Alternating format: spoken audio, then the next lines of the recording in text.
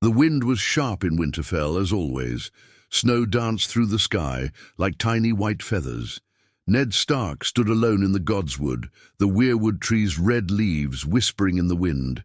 His face was hard, tired, and full of secrets. Deep inside, he was a man drowning in a promise, one he made to his dying sister, Lyanna Stark.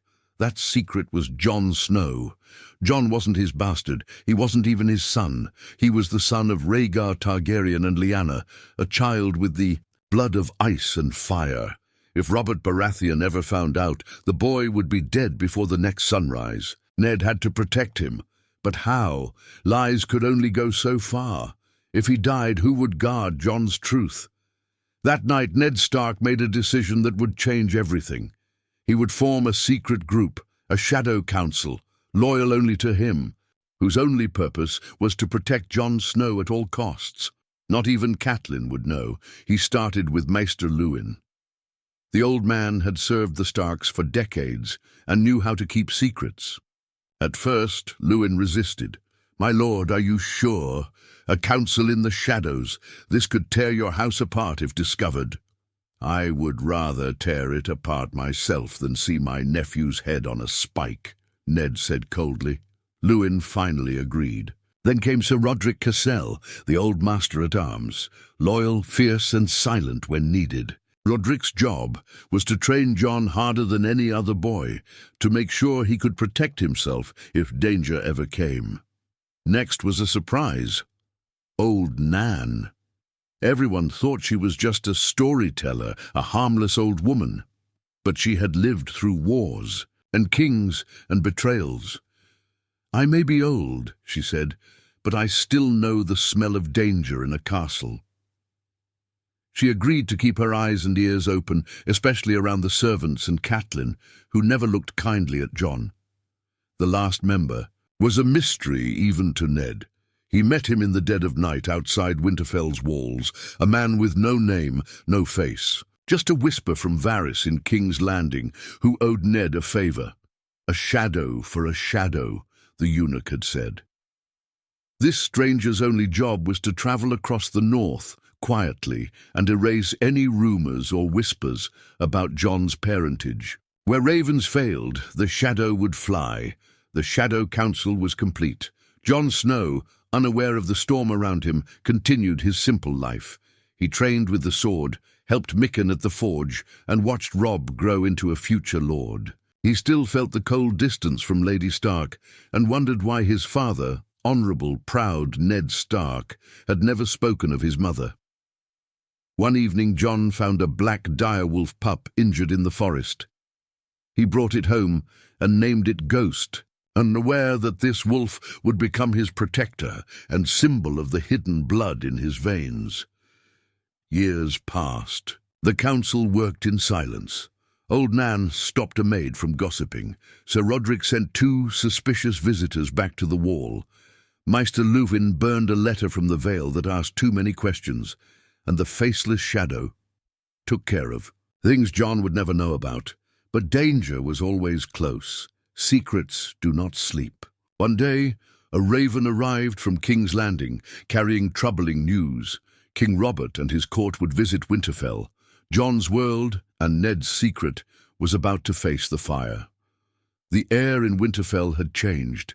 It was no longer just cold. It was heavy, full of noise, music, wine, and whispers. King Robert Baratheon had arrived, with a golden crown on his head and a barrel of wine in his belly. His procession was long. Knights in polished armor, ladies with painted faces, and spies dressed as fools. Behind the laughter and clinking cups there were eyes searching, measuring, waiting. Ned Stark stood at the gates, jaw tight. He hadn't seen Robert in years, and the man who once shared a battlefield with him now looked more like a drunk lord than a king. Still, he bowed. "Your Grace." "Old friend," Robert shouted, pulling Ned into a crushing hug. "Gods, you got old, and you got fat," Ned answered with the same cold smile. But there was no time for friendship. Not really. Robert had come with purpose. He wanted Ned to be the hand of the king, to leave the north and go south, to walk into a snake pit with his eyes open. Ned felt the weight of the secret pressing hard on his chest. He couldn't leave Jon. Not now. Not when danger was dancing through his gates in a golden robe. That night, the Shadow Council met in the crypts beneath Winterfell. The faces in the dark were grim. "If you leave," Lewin said softly, "this place will have no shield. Jon will have no shield." "I know," Ned replied, "but Robert's visit is not random. He brought too many. Lannisters, too much gold, and too many ears." Old Nan was the first to voice the worry that lived in everyone's mind. "Someone's sniffing," she said. "Somebody suspects the boy is more than your bastard. A raven came 3 nights ago, not for you, for the Queen." Sir Roderick's hand went to his sword. "You think the Queen—" "I don't think." Old Nan interrupted. "I know. She's looking for threats to her children. And what's a greater threat than a dragon's son living under the Stark name?" Ned's eyes burned with worry. Jon had the look of a Stark, but sometimes there was fire in his gaze. Too much fire. Targaryen fire. "I must go south," Ned finally said, "to find out what Robert doesn't see, to keep the Queen's eyes off Jon." "Then we strengthen the council," Maester Lewin said. A new name came into the circle. Jory. Gazelle, Roderick's nephew and Ned's trusted captain of the guard. He would serve as Jon's quiet shield, watching him, guiding him, and keeping the Queen's men at bay. But the most surprising addition was yet to come. The faceless man stepped out of the shadow. Everyone turned toward him, waiting. "There is a girl," he said in a voice as cold as a grave. "She comes with the Queen's train. Her name is Myrella Waters, a bastard of the Crownlands, but not a harmless one. Varys planted her years ago. She listens, she whispers, and when she smiles at your servants, they forget to keep quiet. Then silence her," Roderick growled. "No," Ned said. "We do not kill girls. We watch her. We feed her lies. Let her carry stories that lead nowhere," the council agreed. The trap was set. Myrella would hear rumors, false ones, about Jon's mother being a tavern girl from White Harbor, a pathetic, low-born woman. Nothing to connect him to royal blood. Let her run back to her. Queen with that filth. Meanwhile, Jon noticed things. He wasn't stupid. Servants stopped talking when he entered a room. Ghost growled at strangers who dressed too finely. One night, he caught old Nan scolding a kitchen boy, whispering, "Do you want your tongue cut out? We don't say his name." "Jon," asked Sam about it. Sam just shook his head nervously. Maybe they just don't like bastards, but the truth was starting to crack the walls. One morning, Jon found a letter hidden under his pillow. No name, just 4 words. "You are not Snow." His hands trembled. Was it a joke, a threat? He burned the letter in his fireplace, but the words stayed with him. "Who am I?" The Queen, meanwhile, had her own web. Cersei Lannister watched everything. From behind her cold green eyes, she noticed the boy with the white wolf. Not Robb, but the other one. The quiet one. The one Ned never looked directly in the eye. She whispered to Jaime, "That boy has the look of someone Ned fears to lose." Jaime laughed. "Then maybe we should take him." Back in the crypts, Ned stood before Lyanna's tomb. The cold stone did not speak, but in his heart she screamed. "Forgive me," he whispered. "I'm losing control. I kept your son alive, but now the storm is rising." Just then, a raven landed on the tomb. It carried a black scroll, a message not written in ink, but in blood. The black scroll was sealed with wax, but not of any house Ned knew. No sigil, no name, just a simple, dry piece of parchment smelling of burnt herbs and old blood. He took it from the raven's claw and opened it with slow fingers, heart pounding. Inside were only 3 lines written in a strange, sharp hand. "The dragon lives. The wolf hides him. The lion hunts still." Ned felt the cold creep up his spine. This wasn't just a message, it was a warning. Someone out there knew, someone who understood the truth. Rhaegar's son lived, hidden behind the Stark name, and now the Lannisters were sniffing closer. The lion was hunting. He crushed the scroll in his fist and turned to leave the crypts, but the silence around him felt heavier now, almost watching. Like Winterfell itself was holding its breath. That night, the Shadow Council gathered again, not in the crypts, but deep within the broken tower, the place no one visited anymore since Bran's fall. Dust filled the air, rats scurried in the dark corners. But here they would not be overheard. Maester Luwin examined the scroll. "This is no Maester's hand," he said. "It's alchemist ink, rare, only found in old cities like Korth or King's Landing," Roderick growled. "Then someone from the capital sent this, maybe Varys or Littlefinger?" "No," Old Nan whispered, eyes dark. "This is older. This is from someone who doesn't serve thrones, but watches them burn." Ned slammed his fist on the table. "Whoever it is, they know the truth. And if they know, they might tell. We must assume this secret is no longer ours alone." The faceless man in the corner finally spoke, his voice as empty as shadow. "Then the lion must be distracted. Cersei's gaze must turn away. Feed her another lie, one strong enough to make her doubt her own fear." "How?" asked Luwin. The faceless man turned his head slowly. "Let Jon leave." Silence. Ned looked at him, face pale. "What?" "Send him to the wall," the shadow said. "Let the boy join the Night's Watch. There he becomes no threat to the crown. Bastard, no lands, no title, no claim." Roderick shook his head in anger.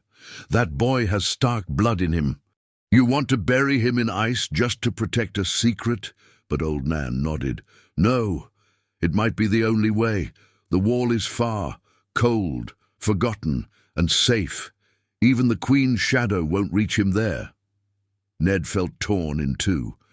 Jon was his sister's son, the last piece of Lyanna he had left.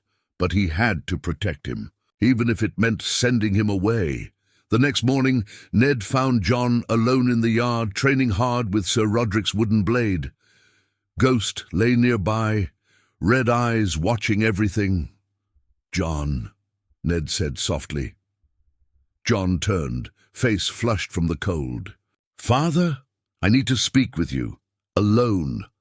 They walked to the old armory, quiet and cold. "I have something to ask you," Ned said. "But you must answer with your heart, not your pride." Jon nodded, curious. "Would you still want to take the black, even now, knowing what you leave behind?" Jon blinked. "Yes, I think so. I don't belong here, Father. I never did." Ned's throat tightened. He wanted to tell him everything, the truth, his mother, his real name. But he couldn't. Not yet. "Then ride to the wall," Ned said. "Take Benjen's hand. Start your life where no one can question your blood." Jon smiled, a little sad but sure. "Will you tell me about my mother someday?" Ned hesitated, then said, "Yes, someday. I promise." Later that week, Jon rode out with Benjen Stark and Tyrion Lannister, heading north toward Castle Black. He looked back only once and saw Ned standing on the walls. He raised a hand. Ned raised one back, the weight of 100 secrets pressing down on him. But safety never lasts long in Westeros. Inside the Queen's chambers, Cersei held a scrap of paper. Myrella Waters had returned, and though she brought the false story about a tavern wench from White Harbor, Cersei's eyes narrowed. "No," she whispered. "He's too quiet, too clean, not like a bastard." Jaime leaned against the wall. "You really think the boy matters?" "If he doesn't," she said coldly, "why does Ned Stark guard him like a dragon guards its egg?" She turned to her handmaiden. "Tell Lord Baelish I want him. Tell him to follow the boy, even beyond the wall." In the shadows of the Red Keep, Varys listened. His little birds whispered everything to him. He scribbled a note with a silver quill. "The Queen follows the wolf now. Send the crow to whisper in the snow." He sent the raven north. But by the time it reached Castle Black, Jon Snow was already changing. The wall was revealing things in him: strength, anger, dreams, and a strange pull toward something more. A destiny that stirred in his blood like a storm. In the dark, Ghost raised his head and growled toward the woods. Something was coming, and Jon Snow was no longer just a boy with a bastard's name. He was a secret the world would kill to either protect or destroy. Castle Black was unlike anything Jon had imagined. It wasn't a mighty fortress carved in black stone. It was crumbling wood and cold stone, surrounded by silence and shadows. The wall itself loomed above him like a frozen god, stretching into the grey clouds. Jon stood at the base of it, feeling very small. This place was not just the end of the world. It was where things came to hide or die. But he had come here to become someone else, to find purpose, to belong. And yet the whispers followed him even here. He noticed it first on the third night. A recruit named Gren muttered something under his breath when Jon entered the hall. Another boy, Pip, quickly looked away. Sir Alistair Thorne, cruel as ever, stared at Jon longer than usual during training, his lip curling. It wasn't just because Jon was better with the sword. It was something else. That evening, Jon found a parchment folded in his bunk. It had only 2 lines. You hide a crown in your blood, crow or king. Decide soon. Jon stared at it for a long time. Ghost whined near his leg, sensing the unease. Who could have sent it? No one here knew him, except Benjen. And Benjen had already ridden out beyond the wall on ranger duty. He wanted to burn the note, forget it.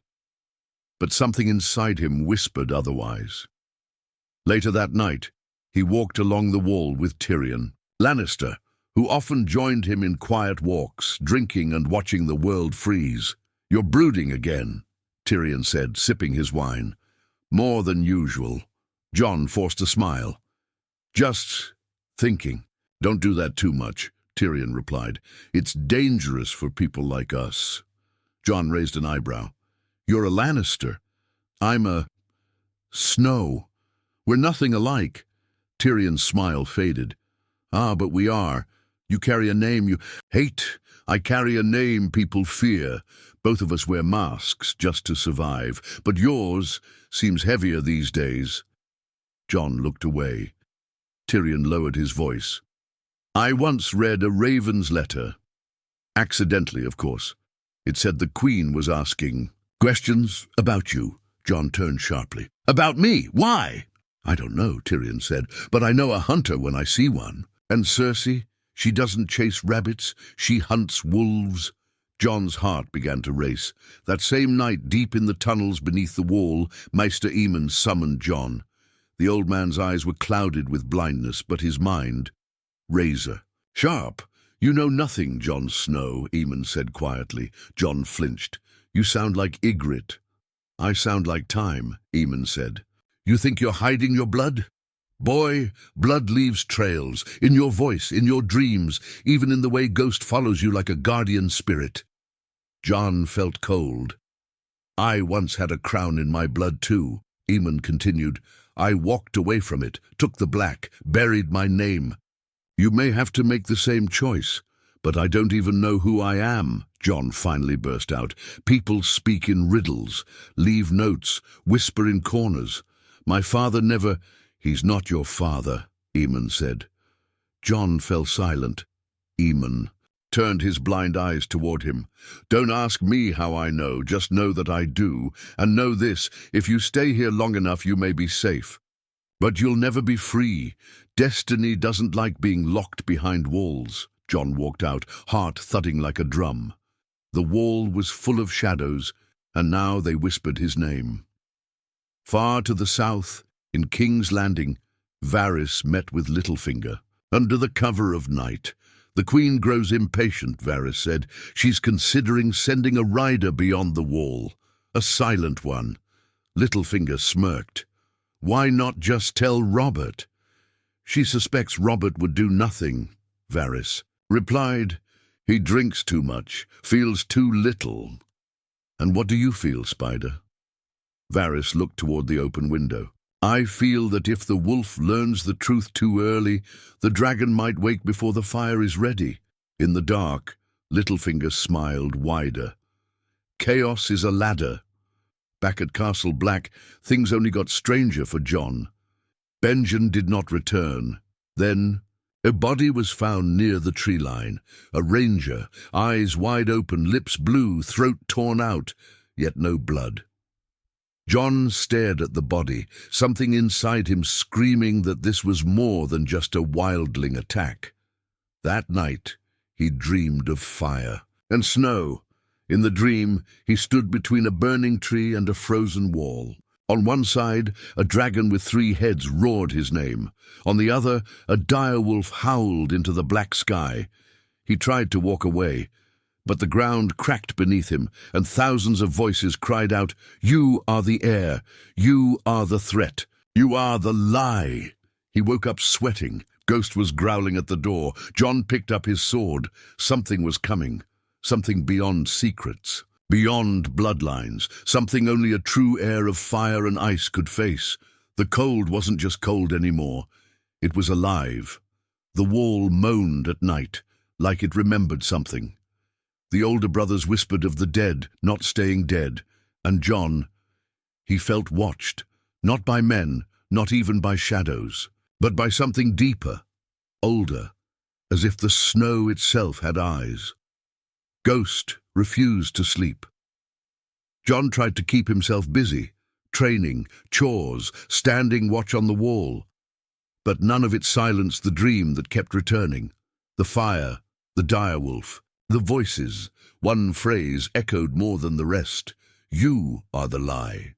One morning, he found a black-feathered raven waiting on his window. It carried no message. Just sat there staring. He turned away, only to find Maester Aemon standing behind him. "You saw the dream again, didn't you?" the old man asked. Jon nodded. "Every night now." Aemon breathed deeply. "Then it's time." "Time for what?" "To show you something." They walked together down the winding stone stairs, deep into the heart of the wall, into a library older than memory. Dust covered every surface. Old scrolls slept in silence. Aemon reached into a hidden drawer and pulled out a parchment sealed in red wax. "This letter came years ago," Aemon said, "but I was told never to give it to you, unless the wall whispered your name."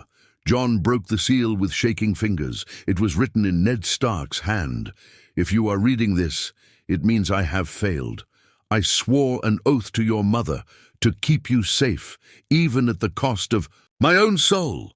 You are not my son, Jon. You are Lyanna's and Rhaegar's. Your name is Jaehaerys Targaryen." Jon felt the world stop. His hands trembled. He was a Targaryen. "No," he whispered. "This is a mistake." Aemon stepped forward.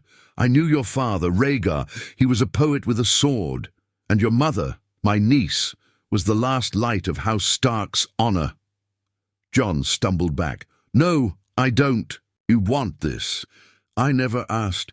"But it has found you anyway," Aemon said gently. That night, Jon didn't sleep. He sat by the fire with Ghost, running the words again and again through his head. Jaehaerys Targaryen. The name felt too heavy, too distant. He didn't want thrones or dragons. He wanted truth, family, peace, but the realm had other plans. Far beyond the wall, Benjen Stark rode with 2 other rangers, searching for missing brothers. What they found was worse than death. Corpses standing, eyes blue as moonlight, silent, unmoving, watching. Benjen drew his sword, but it was already too late. Back at Castle Black, the alarm bells rang out. A raven had arrived with Benjen's horse, but no Benjen. Jon ran to the gate, heart pounding.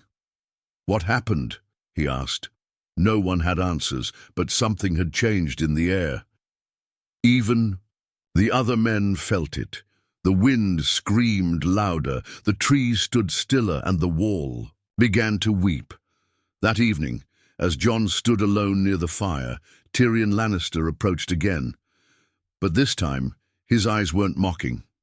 "I need to tell you something," Tyrion said. Jon looked at him, hollow-eyed. "I already know." Tyrion raised an eyebrow.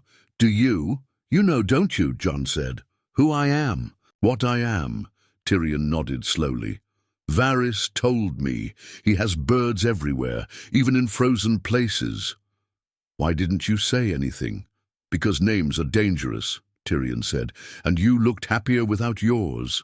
Jon laughed bitterly. "I was never happy." Tyrion looked at Ghost. "Then maybe it's time you stopped running from who you are." Before Jon could reply, the warning horn blew. Once, twice, then a third time. 3 blasts. White walkers. Men dropped. Their food, blades were drawn. Fear swept like a plague. Jon rushed to the top of the wall. The night was black, but something shimmered in the trees. A line of figures emerged from the woods, cold, tall, unmoving. Then, behind them, something older, something bigger, a rider. On a dead horse, armor of ice, a sword that smoked with cold, the Night King. He didn't speak. He just raised a hand, and from the ground behind him, hundreds of corpses rose. Jon's mouth went dry. The dead had come. Inside the keep, Maester Aemon scribbled something on a parchment in blind panic. He handed it to a crow handler.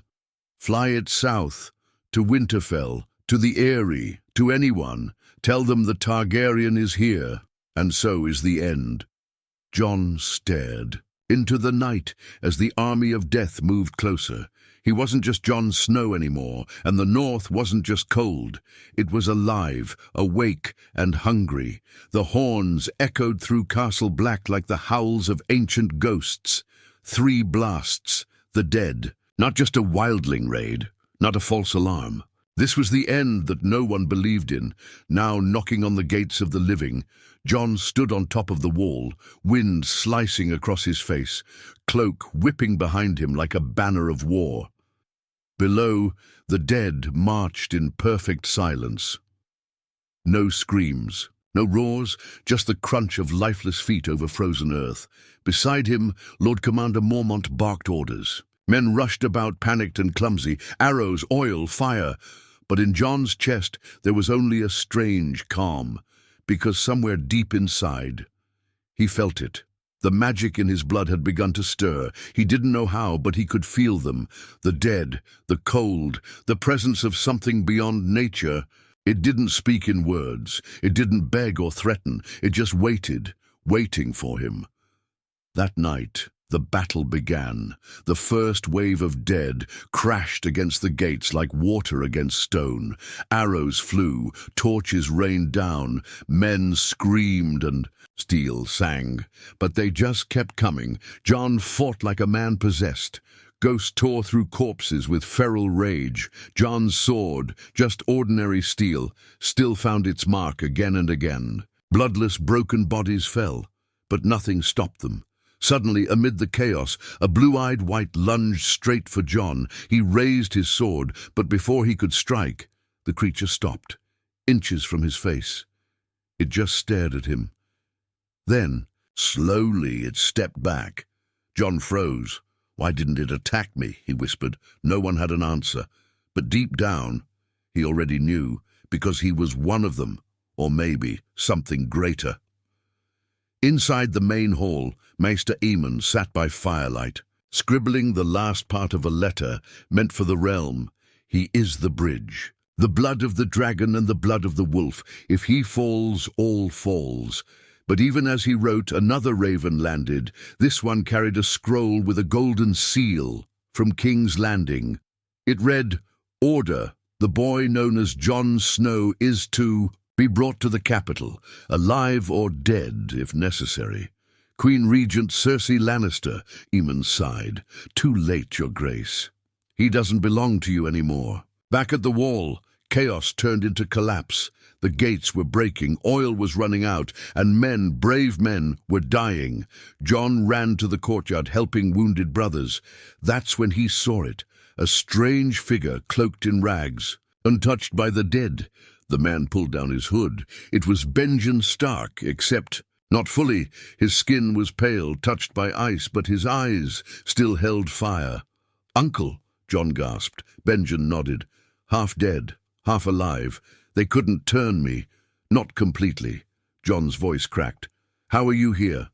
"Because you need to know what they are," Benjen said. "They don't just kill, they search for one soul, one spark." He looked straight into Jon's eyes. "You." Jon backed away. "Why me?" "Because you're the balance," Benjen whispered. "Fire and ice, Stark and Targaryen, life and death. You're the only thing they fear or want to control." Suddenly, the air behind them cracked like ice breaking. The Night King stood at the edge of the trees, his pale face still and unreadable. He raised one hand. The dead stopped. For a moment, even time seemed to freeze. Then the Night King pointed at Jon. Every dead eye turned. Benjen stepped forward, drawing a blade made of dragon glass. "Run! I'm not leaving you. You have to. This isn't about me. It's about what you'll become." Jon shook his head, but Ghost snarled, tugging at his cloak. The wall had become a tomb of ice and fire. With every breath, Jon felt something awakening in him. Not strength, not rage, but something older. His blood began to burn. His hands shook. And then his breath turned to steam, not from cold, from heat. Flames flickered around his fingers. He stared in horror and wonder. "What's happening to me?" Benjen smiled faintly. "The dragon inside you, it woke up." Before Jon could speak, Benjen turned and charged into the dead, dragging them away, buying him seconds. Jon ran, but he didn't run to hide. He ran up, to the top of the wall. From there he could see everything. Fire, death, shadows. And he knew if he did nothing, the world would burn or freeze. There was no third option. Suddenly the sky above screamed. A shadow passed over the moon. Jon looked up and saw something he never thought he would. A dragon, black as night. Wings wide enough to cover the wall. It circled once, then descended. With a cry that shook the earth, Jon stepped forward. The fire in his blood roared. He reached out, and the dragon knelt, not tamed, but recognizing him. Jon climbed onto its back, uncertain, heart hammering. The wall behind him groaned. The Night King had stepped forward. His sword began to glow blue. Jon stared down at him, then whispered, "No more running." The dragon launched into the sky, fire bursting from its jaws. The war had changed. Jon Snow, Jaehaerys Targaryen, was no longer a watcher on the wall. He was the storm coming to break it.